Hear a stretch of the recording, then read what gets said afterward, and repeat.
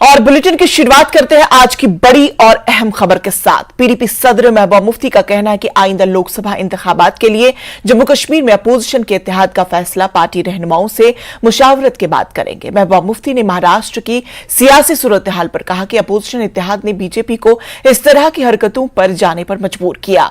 उन्होंने कहा कि बीजेपी अपोजिशन के खिलाफ एजेंसियों का इस्तेमाल कर रही है। यूनिफॉर्म सिविल कोड पर महबूबा मुफ्ती ने कहा कि हुकूमत यूसीसी के जरिए कौन सी यकसानियत लाना चाहती है। बीजेपी के सीनियर लीडर और तर्जुमान अल्ताफ ठाकुर ने महबूबा मुफ्ती के महाराष्ट्र पर तबसरे पर रद्द-ए-अमल जाहिर करते हुए कहा कि यह बीजेपी और वजीर आजम की शहरत है, जिसकी वजह से अपोजिशन पार्टियों के सरकर्दा लीडर बीजेपी के साथ शामिल हुए हैं। उन्होंने कहा कि जेंडर्स में यकसानियत लाने के लिए यूसीसी की जरूरत है।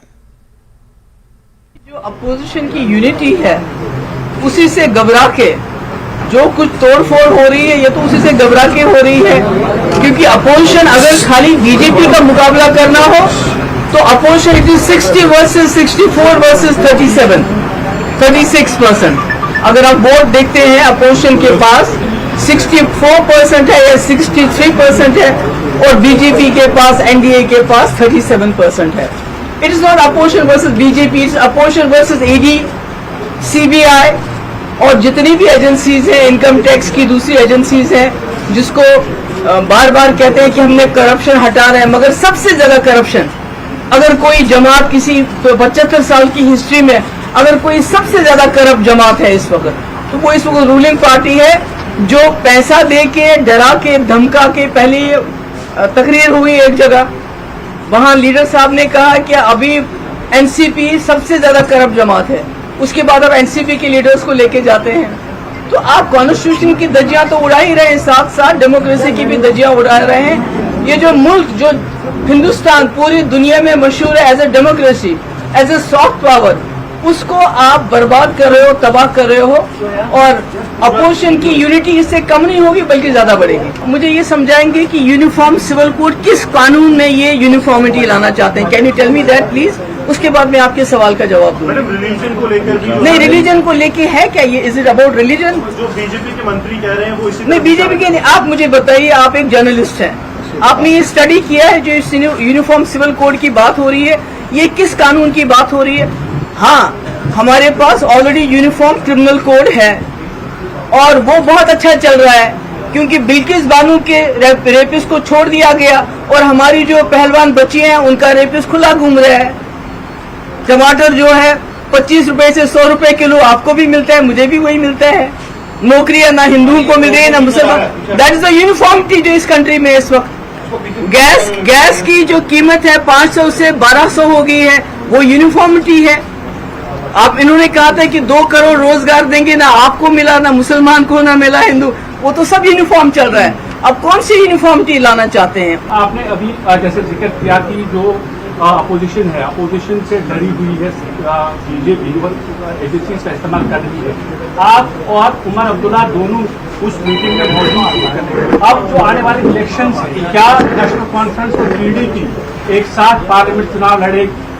वो तो मिलके बैठ के फैसला करेंगे, तो वो तो इस प्रेस कॉन्फ्रेंस में ऐसे फैसले तो नहीं होते हैं ना। देखिए, आपने देखा देश भर के साथ साथ जम्मू कश्मीर में भी भारतीय जनता पार्टी मजबूत हो रही है और भारतीय जनता पार्टी की जो पॉलिसी है और जिस तरह से मोदी जी के 9 साल बेमिसाल रहे, जिस तरह से उन्होंने गवर्नमेंट की, और उससे जो अपोजिशन पार्टीज है, चाहे वो महाराष्ट्र हो चाहे वो जम्मू कश्मीर में है, वहां दूसरी पार्टियों में तोड़फोड़ हो रहा है और भारतीय जनता पार्टी में आ रहे हैं और भारतीय जनता पार्टी मजबूत हो रही है। जिस तरह से आपने चाहे महाराष्ट्र देखी या जम्मू कश्मीर में देखिए, पीपुल्स पार्टी आहिस्ता आहिस्ता टूट फूट के अब महज एक एनजीओ की हैसियत उसकी रही है।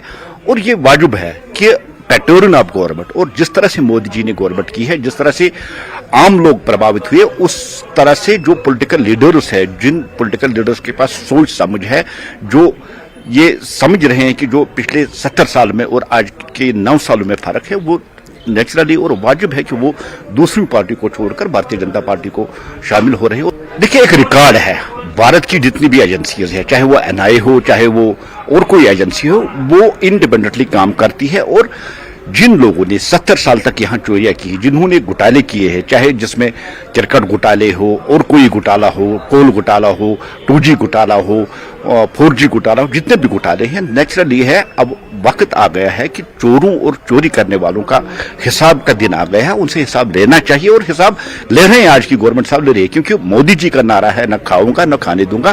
देखिए, देश में यूनिफॉर्म सिविल कोड की बहुत अशद जरूरत है और देश में जो नाइंसाफियां यहां हो रही है, खासकर अगर हम मुस्लिम समाज की बात करें, अरब से कोई शेख आके 2 महीने हैदराबाद में रह के 2 महीने शादी करके वापस चला जाता और एक बेटी जो हिंदुस्तान की बेटी है उसको सरेरा कुछ पैसों के ओर छोड़कर वापस चला जाता है। एक लीगल तरीके से वो इलीगल काम करने की कोशिश कर रही है। ऐसी जो चीजें हैं उन पर कदगन लगानी चाहिए। हिंदुस्तान में जो मर्द और औरत है उनके इक्वल हुकूक होने चाहिए, चाहे किसी भी मजहब की औरत हो। नेशनल कॉन्फ्रेंस के एडिशनल जनरल सेक्रेटरी और फारूक अब्दुल्ला के भाई मुस्तफा कमाल का कहना है कि यूसीसी का मौजू उठाने का मकसद इंतखाबात से पहले लोगों को बेवकूफ बनाना है। उनका कहना है कि ये लोगों को लड़ाने और इंतखाबी कामयाबी हासिल करने की कोशिश है। कमाल ने सवाल किया कि बीजेपी ने इख्तिदार में आने के बाद यूसीसी के बारे में बात क्यों नहीं की और अब क्यों। बीजेपी के तर्जुमान आरएस पठानिया ने महबूबा मुफ्ती के बयान पर रद्द-ए-अमल जाहिर करते हुए कहा कि वो मुफ्ती सियासत कर रही है और इन अमूर पर बयान दे रही है जिनसे उनका कोई लेना देना नहीं। उन्होंने कहा कि यकसा सिविल कोड वक्त की अहम जरूरत है और ये हर एक के मुफाद में है। मरकजी सरकार जो है इस वक्त ये जो मसला है यूनिफॉर्म सिविल कोड का, यानी तमाम मज़ाहिब के लोग जो हिंदुस्तान में रह रहे हैं उनके जो अलग अलग रस्म रिवाज हैं, कायदे हैं, इबादत करने का तरीका है, ये सब ये चाहते हैं इस पे गौर हो और एक नई फिजा यहाँ हिंदुस्तान में शुरू हो जाए। पहले तो मैं मशकूक समझता हूँ ये जो कदम इन्होंने उठाया है, अगर नेक नीति से होता, हिंदुस्तान के लोगों को फायदा मिलने का होता या सरकार को जायज़ फायदा मिलता, तो फिर ये 10वां साल जो उनका हुकूमत का बीजेपी का चल रहा है इस वक्त हिंदुस्तान में, तो 9 साल जो गुजर गए, करीब करीब 10 साल जो गुजर गए, इनमें याद क्यों नहीं आया ये जो है कॉमन सिविल कोड, ये एक इन्होंने चिड़िया छोड़ी है और तमाम लोगों का, चाहे इनके हामी हो या इनसे मुखालिफ हो, तमाम रियासतों के लोग जो है इसी तरफ माइल हो जाएं। यूनिफॉर्म सिविल कोड को लेकर जो बयान, जो स्टेटमेंट आपने दिया, मुझे लगता नहीं ऐसा बयान all India Muslim law personal board ने भी दिया होगा। अरे भाई, यूनिफॉर्म सिविल कोड को राजनीति से परे रखना, ये बार बार हर संगठन ने और इवन मुस्लिम संगठन ने भी इसकी मांग की है।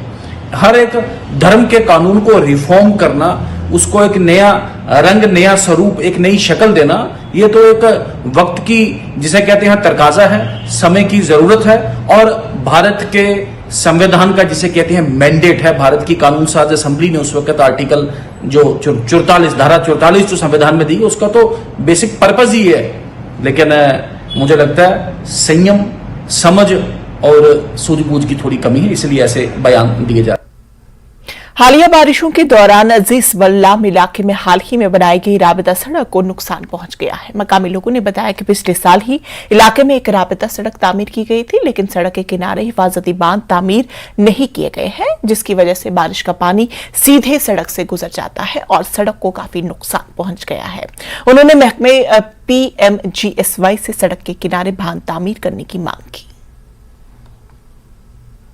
बारिश से बहुत परेशानी है। उस बारिश से जब भी हमें बारिश होती है यहाँ, तब भी हम परेशान हो जाते हैं। जो सड़क पर हम रहने वाले हैं बहुत परेशान हो जाते हैं। क्या यहाँ पाइप डाले हैं, यहाँ कदर कोई नहीं दिया है।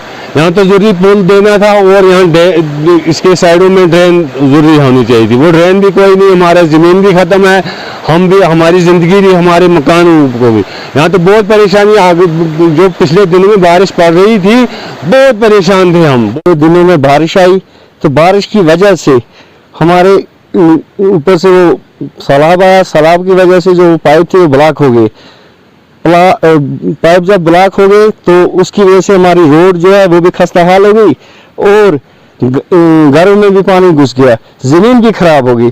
इसलिए हम गवर्नमेंट से इल्तिजा करते हैं कि हमें एक तो यहाँ पुल दिए जाए और दूसरा हमें रोड के साइड से। ब्रेक के बाद फिर से आप सबका इस्तकबाल करते हैं और अगली बड़ी खबर का रुख करते हैं। आज सुबह जम्मू श्रीनगर कौमी शाहराह पर जवाहिर टनल के रास्ते जम्मू से श्रीनगर जाने वाले एक टैंकर को हादसा पेश आया। हादसे में ड्राइवर की मौत हो गई। इस टैंकर में तेल खाकी लदा हुआ था। यह टैंकर शैतान नाले की मकाम सड़क से लुढ़क कर कई 100 फुट नीचे खाई में गिर गया। हादसे की खबर मिलते ही बनिहाल पुलिस और नौगाम वॉलंटियर्स के रजाकार जाए हादसा पर पहुंचे और बचाव कार्यों का आगाज किया, लेकिन टैंकर में वाहिद सवार ड्राइवर की मौत वाकई हो चुकी थी। पुलिस ने मरने वाले की शिनाख्त 28 साल अजय कुमार वल्द ठरू राम साकिना गडू जाकिर निर्वाला कॉलोनी अखनूर जम्मू के तौर पर की गई है। काबिल जिक्र है कि ईंधन बरदार टैंकरों को बनिहाल काजी कुंड 4 लेन टनल से चलने की इजाजत नहीं है और तमाम ईंधन बरदार टैंकरों को जवाहिर टनल की साबिका शहरा से चलने की इजाजत दी जाती है।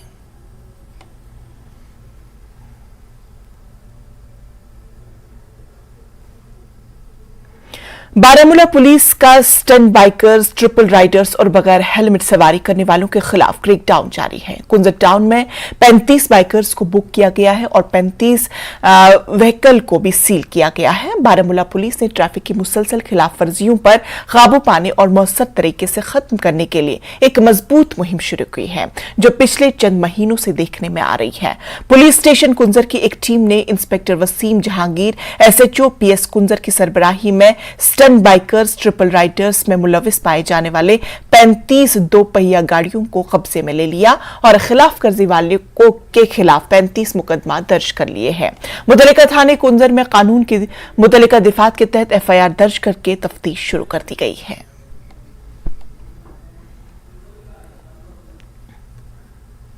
महकमे मौसमियात का कहना है कि जम्मू कश्मीर में रात का दर्जा हरारत बढ़ने के साथ ही हॉट ह्यूमिड मौसम जारी रहेगा। बुनियादी तौर पर साफ, गर्म और मजबूत मौसम 4 जुलाई तक मुतवक्का है। यहां तक कि इस दौरान बाज इलाकों में दोपहर और शाम तक बारिश का मुख्तसर सिलसिला हो सकता है।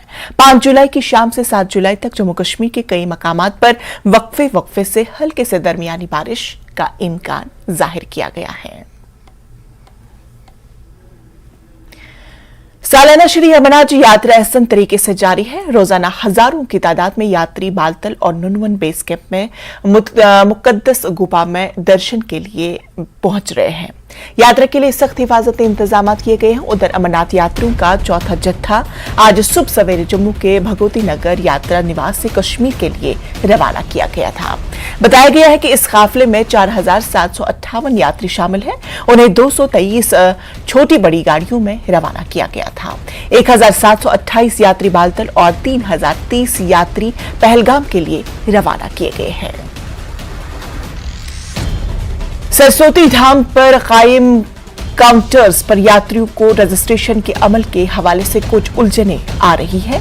यहां पहुंचने वाले यात्रियों ने न्यूज़ 18 से गुफ्तगू करते हुए कहा कि उन्हें 7 से 8 दिन की ताखीर से तारीखें मिल रही है, जो कि तकलीफदेह है। Additional development commissioner Harvinder Singh ने रजिस्ट्रेशन के अमल से वाकिफ कराया और कहा कि यह अमल कोटे की बुनियाद पर पहले आओ पहले पाओ के तहत है। 5 बंदे हैं, उसमें से 2 बंदों का 9 तारीख का है और 3 बंदों का 5 तारीख का है। तो हमने सर से बहुत रिक्वेस्ट भी की, सर मेरे साथ में बंदे हैं, आगे पीछे हो जाएंगे, हम लोग बिछड़ जाएंगे, यहाँ सिम कार्ड काम नहीं करता है वहाँ का। आज के डेट में रजिस्ट्रेशन कराने गए तो 10 तारीख की डेट में दिया गया है कि आप 10 तारीख को यहाँ से जाएंगे। फिर 10 तारीख बोला वहाँ पे जाइए वैष्णवी धाम, सरस्वती धाम से वहाँ गए तो बोले कि 10 तारीख को आप सुबह 6 बजे आइएगा, आपकी मेडिकल होगी, तब फिर 11 तारीख को आपको सुबह जाने दिया जाएगा। तो हमारे साथ परेशानी है, हम 7 दिन यहाँ पर रहें कहाँ। देखिए, आप जम्मू में खड़े हैं सरस्वती धाम में। सरस्वती धाम में स्पॉट रजिस्ट्रेशन हो रही है, टोकन्स मिल रहे हैं। अब जो आप कह रहे हो यात्रियों की जो परेशानी है, एक परेशानी ये है कि उनके कुछ साथी ऑनलाइन करवा के आए हैं, ऑनलाइन उनको स्पॉट मिला है, अगर 3 तारीख का दर्शन मिला है। आज क्योंकि जम्मू एडमिनिस्ट्रेशन की तरफ से जो हो रहा है in association with shrine board, उसमें यही है कि फर्स्ट कम फर्स्ट सर्व है, जो पहले आता है वो पहले की डेट ले जाता है। तो अभी जैसे 9 और 10 तारीख की डेट्स आज अवेलेबल हैं, तो यात्री कहता है कि जो 3 तारीख का मेरा साथी उसी के साथ मुझे डालो, बट वो वाले स्लॉट्स ऑलरेडी कोई ले चुके हैं। तो वो एक यात्रियों की परेशानी है, हम उसे भी केस टू केस बेसिस देख रहे हैं। जैसे एक केस आया था, एक हस्बैंड ने करवा लिया और वाइफ नहीं करवा पाए, तो फिर उन केसेस में हम उनको एंटरटेन कर रहे हैं, वो भी हम पूरी परमिशन लेके कि कोटा हमें मिले और हम उनको ऑथराइज कर पाएँ। अभी हम यहाँ सरस्वती धाम में हैं, जहाँ पे यात्री रजिस्ट्रेशन करा रहे हैं और यात्रियों का ये कहना है उन्हें कुछ दिक्कतें आ रही हैं रजिस्ट्रेशन को लेके, लेकिन कुछ ऐसे कन्फ्यूजन्स हैं यात्रियों में कि अगर एक फैमिली से वो वहाँ से आए हैं और रजिस्ट्रेशन मुख्तलिफ डेटों की है, यहाँ पे इनकी अथॉरिटीज़ से ये रिक्वेस्ट रहती है कि उनको वो एक ही दिन वहाँ यात्रा के लिए भेजें, जो कि सरकार के लिए नामुमकिन है, ऐसा कहना है। और जो फ्रॉड में रजिस्ट्रेशन हुआ है उनके लिए सरकार ने कुछ प्रावधान रखे हैं और सरकार उनके लिए कुछ खास इंतजामात कर रही हैं, ऐसे यहाँ के एडमिनिस्ट्रेशन का कहना है। कैमरामैन आशु के साथ में राजेंद्र तिकू, न्यूज़ 18 जम्मू। सालाना श्री अमरनाथ जी यात्रा न सिर्फ एक मुकद्दस सफर है, बल्कि इससे वादी कश्मीर के लोगों के लिए माली फायदा भी होता है। पिछले साल की तरह इस साल भी इस यात्रा का आगाज मुस्बत अंदाज में हुआ। सयाहत से वाबस्ता अफराद, ख्वाह वो हाउस बोट के मालिकान हो, होटल वाले हो, शिकारा वाले हो या ट्रैवल एजेंट, सब इस यात्रा से बहुत ज्यादा पुरजोश नजर आ रहे हैं। इन यात्रियों का खैर मकदम करते हुए ये लोग उम्मीद जाहिर कर रहे हैं कि ये यात्रा पूरे यूटी में सयाहत को फरोग देगी। उन्हें ये भी उम्मीद है कि दर्शन के बाद ये यात्रा दीगर मकामात जैसे डल और मुगल बागात में भी जाएंगी। खुशी है not only among tourism players, खुशी है पूरी जो कश्मीर कम्युनिटी है, चाहे किसी भी मजहब से वो ताल्लुक रखते हो। बहुत ज्यादा खुशी की बात है कि यात्री आगे, हमने अपने स्टेटमेंट में भी ये बताया कि जो डिफरेंट ऑर्गेनाइजेशन है उन्होंने ये उनको बताया कि आपको हम तहे दिल से वेलकम करते हैं, मिलने के लिए भी गए। बड़ी खुशी की बात है। सबसे पहले मैं मुबारकबाद देना चाहता हूँ एलजी एडमिनिस्ट्रेशन को कि उन्होंने बहुत अच्छे इंतजाम रखे हैं इस चीज के लिए। दूसरी इंपॉर्टेंट चीज जो है, जहां तक टूरिज्म प्रमोशन का सवाल पैदा होता है, of course it's a part of pilgrimage tourism. यहाँ पे लेजर टूरिज्म बहुत आता है। इसके अलावा डिफरेंट सेक्टर्स, एडवेंचर टूरिज्म हो गया, मेडिकल टूरिज्म हो गया, अमरनाथ यात्रा है। इसकी वजह से हमारा जो पिलग्रिमेज टूरिज्म को बहुत ज्यादा बढ़ावा मिलेगा। इसके अलावा यात्री जो है ना खाली पहलगाम या सोनमर्ग नहीं जाता, उनको बालतल जाना होता है या पाकिस्तानी जाना होता है दर्शन के लिए। वो वहां से आने के बाद श्रीनगर में भी थोड़ा सा एक दो रातें गुजारते हैं, विद द रिजल्ट जो इकोनॉमिक स्टेटस यहाँ कश्मीरी का वो कंट्रीब्यूट हो जाता है। जो अमरनाथ यात्रा है ये हम पास सो मेनी ईयर्स, काफी साल से हम ये टूरिज्म के लिए एक मतलब अच्छा बेनिफिशियल टाइम रहता है और इससे हम काफी जो टूरिस्ट से रिलेटेड, जो टूरिज्म से रिलेटेड जो भी वाबस्ता लोग हैं उनकी इकोनॉमी में काफी फर्क पड़ता है। घोड़े वाले हो या सोनमर्ग या पहलगाम साइड से जो भी वहां पे मजदूर होते हैं, जो शॉपकीपर्स होते हैं, उनकी रोजी रोटी में काफी फर्क पड़ता है। इकोनॉमिकली काफी हमको मतलब बैक मिलता है इससे, अमरनाथ यात्रा से। यात्रा में इसमें तो कोई दो राय है ही नहीं। ये पिलग्रिमेज टूरिज्म जो है ये सब बहुत इंपॉर्टेंट होता है हर किसी रीजन के लिए, चाहे कटरा में वैष्णो देवी का हो, बेड हो इसका, या कश्मीर में अमरनाथ का हो। ये सालों साल जब यहाँ पे थोड़ा सा हालात खराब भी थे 90s, मतलब में वो स्टार्टिंग 2000 में, तब भी अमरनाथ यात्रा वाज अ मेन जिससे हम टूर ऑपरेटर जो है हमारी रोजी रोटी चलती थी और हम इसके वाबस्ता जो है अपना काम करते थे। अमरनाथ यात्रा ने हमेशा इकोनॉमिकली हमारी बहुत सपोर्ट किया है और इंशाल्लाह फ्यूचर में भी हमें उम्मीद है कि करेंगे। करीब इस साल हमको उम्मीद है कि 7 से 8 लाख ये अमरनाथ यात्री दर्शन करेंगे, तो कहीं ना कहीं हमको भी उससे काफी फायदा मिलने वाला है और जरूर मिलेगा इंशाल्लाह। सबसे पहले मैं आपके चैनल न्यूज़ 18 की वसादत से अपने दिल की गहराइयों से उन श्रद्धालुओं को मुबारकबाद देता हूं जो यहाँ पे 2023 श्री अमरनाथ यात्रा पे दर्शन के लिए आए हैं या जो आएंगे। दूसरी बात यह है कि यहाँ की जो जम्मू कश्मीर की ये तहजीब रही है, मजहबी रवादात बोले या मजहबी भाईचारा बोले, जब भी यहाँ पे अमरनाथ यात्रा जी की यात्रा शुरू होती है तो ये वाहिद दुनिया में ऐसी एक जगह है जहाँ पे दूसरे मजहब के लोग यानी मुसलमान लोग हिंदुओं को अपनी कंधों पे ऊपर 17 किलोमीटर जाना और 17 किलोमीटर वापस भोलेनाथ के दर्शन कराते हैं। रही बात ये पिलग्रिमेज जो यहाँ पे टूरिस्ट आएंगे, इनसे कितना फ़ायदा होगा यहाँ की इकोनॉमी पे जम्मू कश्मीर की, तो वाकई में इसमें कोई शक व शुबा नहीं है कि जब ये यहाँ पे आते हैं, हमारे जो श्रद्धालु यहाँ पे दर्शन के लिए आते हैं, खवा वो फिर बालतल में टेंट वाला हो, घोड़ा वाला हो, पोर्टर हो या फिर टैक्सी ड्राइवर हो, पहलगाम में भी वैसे ही लोग वहाँ पे भी घोड़े वाले, ट्रांसपोर्टर्स, टेंट वाले, होटलियर्स, हाउस बोट वाले, शिकारा वाले, इन द नटशेल इस पिलग्रिमेज का भी अपना एक इमेज है। जब भी यहाँ पे ये 2 महीना ये पिलग्रिमेज टूरिज्म आते हैं तो इससे इन तबकों पे बूस्ट होता है। इसके साथ साथ जो यहाँ पे दुकानदार होते हैं, रेस्टोरेंट वाले होते हैं, उनको भी यहाँ पे उनके दुकानों में या उनके खाने वाने पकवान में जो होते हैं 4 चांद लगे रहते हैं, तो वो भी इस पिलग्रिमेज से फ़ायदा उठाते हैं। तो नाजरीन, न्यूज अपडेट एट 4 में फिलहाल इतना ही। मुझे दीजिए इजाजत, लेकिन मजीद खबरों के लिए आप बने रहे न्यूज 18 JKLH के साथ। आदाब।